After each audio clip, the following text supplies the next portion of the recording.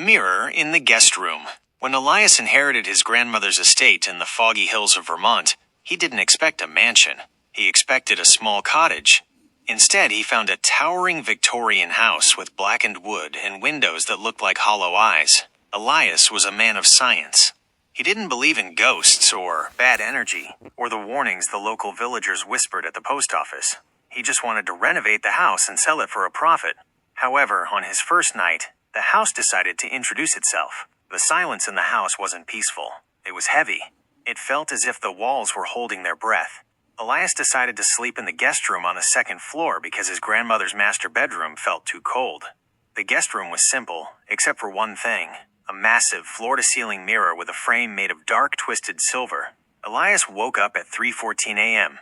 The power was out, not uncommon for these hills, but the moonlight was bright enough to turn the room into a world of blue and gray. He sat up and looked toward the mirror. In the dim light, he saw his own reflection. But something was wrong. In the reflection, the door behind him was wide open. Elias turned his head to look at the real door. It was shut tight. He turned back to the mirror. In the glass, the door was still open, and the hallway beyond it was pitch black. "Just a trick of the light," Elias whispered. His voice sounded thin and brittle. He walked toward the mirror to inspect the glass.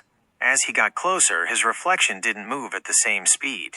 There was a microsecond of delay. He raised his right hand.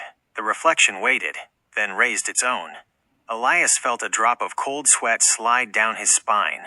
The next night, Elias tried to cover the mirror with a bedsheet, but as he approached it with the fabric, he froze.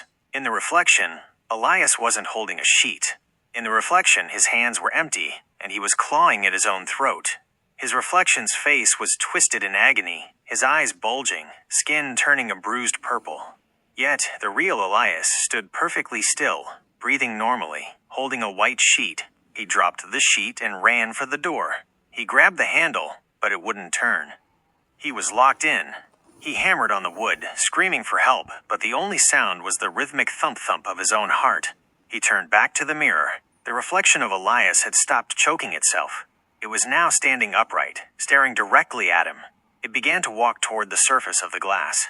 The creature in the mirror didn't look like a ghost. It looked exactly like Elias, but its smile was too wide. It had too many teeth. It placed its hand against the inside of the glass.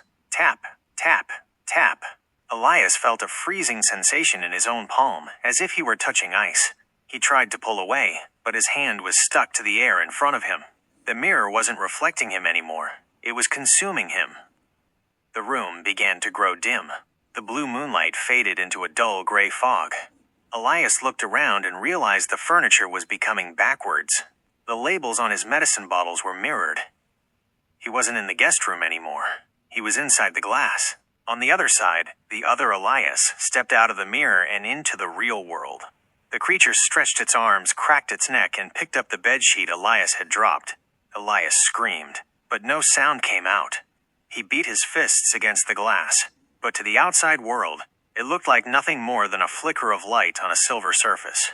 The creature looked at the mirror and winked. It walked to the window, looked out at the Vermont hills, and smiled. Finally, it whispered in a voice that sounded like grinding stones. "A world with sun."